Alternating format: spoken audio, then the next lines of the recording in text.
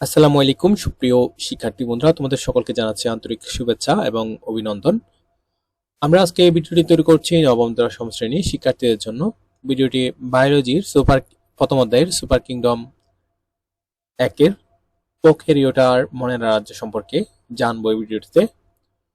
তো প্রোক্যারিওটার বৈশিষ্ট্য হচ্ছে এরা আদিকোষী, অর্থাৎ আদিকোষী বলতে যে এদের নিউক্লিয়াস সুগঠিত নয়, অর্থাৎ আদিকোষী বিশিষ্ট এককোষী, আদিকোষ এবং এককোষী।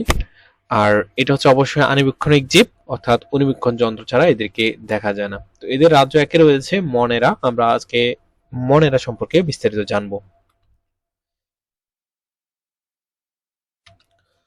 তো মনেরার বৈশিষ্ট্য বা প্রপার্টিস কি কি? এরা এককোষী ফিলামেন্টাস, অর্থাৎ একটির পর একটি কোষ লম্বালম্বিভাবে যুক্ত হয়ে ফিলামেন্ট গঠন করে, অর্থাৎ কলোনিয়াল। এখানে দেখেন, এখানে কয়েকটা মনেরা কোষ গঠন করেছে, একটা দুইটা তিনটে, এভাবে হচ্ছে অনেকগুলা এ করে লম্বালম্বিভাবে কলোনিয়াল ভাবে থেকেছে এবং এখানে কোষগুলো একটির পর একটি যুক্ত হয়ে ফিলামেন্ট গঠন করেছে। কোষে ক্রোমাটিন বস্তু থাকে, কিন্তু নিউক্লিওলাস ও নিউক্লিয়ার পর্দা নেই। নিউক্লিওলাস কি? কোষের নিউক্লিয়াসের ভিতরে নিউক্লিওলাস থাকে নরমালি, বাট এখানে ক্রোমাটিন বস্তু থাকে কিন্তু নিউক্লিওলাস ও নিউক্লিয়ার পর্দা থাকে না। অর্থাৎ নিউক্লিয়াসে এই যে ক্রোমাটিন এখানে দেখা যাচ্ছে, এগুলো হচ্ছে ক্রোমাটিন তন্তু, আর উপরে রয়েছে সেল মেমব্রেন এবং হচ্ছে নিউক্লিওলাস। কিন্তু এই ক্রোমাটিন বস্তুতে একটা নিউক্লিওলাস থাকে, কিন্তু এখানে নিউক্লিওলাস নেই। এদের কোষে প্লাস্টিড, মাইটোকন্ড্রিয়া, এন্ডোপ্লাজমিক জালিকা ইত্যাদি ইত্যাদি নেই এবং রাইবোজোম আছে। অর্থাৎ প্লাস্টিড কি কাজ করে? প্লাস্টিড কোষের রং ধারণ করে, অর্থাৎ রঙের প্রকাশ ঘটায়, বাট এখানে কোনো প্লাস্টিড নেই। মাইটোকন্ড্রিয়া থাকে না, অর্থাৎ কোষের পাওয়ার হাউস মাইটোকন্ড্রিয়া নেই।